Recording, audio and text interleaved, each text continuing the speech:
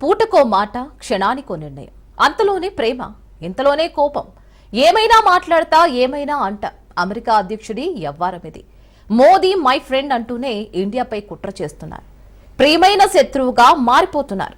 ఏ క్షణానికి ఎలా మాట్లాడతారో, ఎప్పుడేం నిర్ణయం తీసుకుంటారో ఊహించడం కష్టం. అగ్రరాజ్యాధినేత అరాచకాలు అన్నీ ఇన్ని కావు. ఛాన్స్ దొరికినప్పుడల్లా భారత్ పై విషం చిమ్ముతున్నారు. అందరికీ ఆదర్శంగా నిలవాల్సిన పెద్దన్న ఇప్పుడు ప్రపంచాన్ని భ్రష్టు పట్టించడంలో బిజీ అయిపోయారు. టెంపరీ ట్రంప్ పై ఇవాల్టి స్పెషల్ డిబేట్.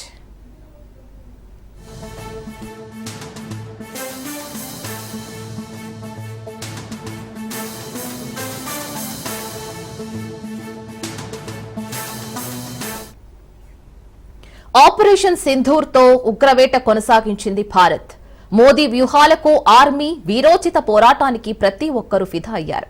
అయితే కాల్పుల విరమణపై అమెరికా అధ్యక్షుడి ట్వీట్లు, బైట్లు ప్రతి భారతీయుడిలో ఆందోళన కలిగించాయి.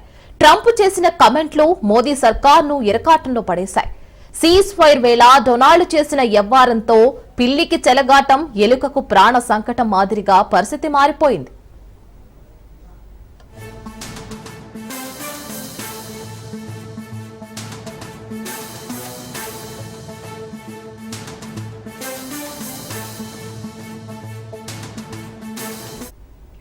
దౌత్యపరంగా పాకిస్తాన్ కు లబ్ధి చేకూర్చేలా కేంద్రంపై ఒత్తిడి తెచ్చిన ట్రంప్ పిలవని పేరంటానికి వచ్చి శాపనార్థాలు పెట్టినట్లు ఇండియన్ల సెంటిమెంట్ రెచ్చగొట్టేలా కాశ్మీర్ పై అసందర్భ ప్రేలాపనలు చేశారు. భారత్ పాక్ మధ్య యుద్ధాన్ని తానే ఆపానని ఇప్పటికే చాలాసార్లు ప్రకటించిన అమెరికా అధ్యక్షుడు డొనాల్డ్ ట్రంప్ ఎట్టకేలకు వెనక్కి తగ్గారు. తాను యుద్ధాన్ని ఆపలేదని ప్రకటించారు. యుద్ధం వద్దు, వ్యాపారం చేద్దామంటూ తాను చేసిన ప్రతిపాదనను భారత్ పాక్ అంగీకరించాయని ట్రంప్ వివరించారు.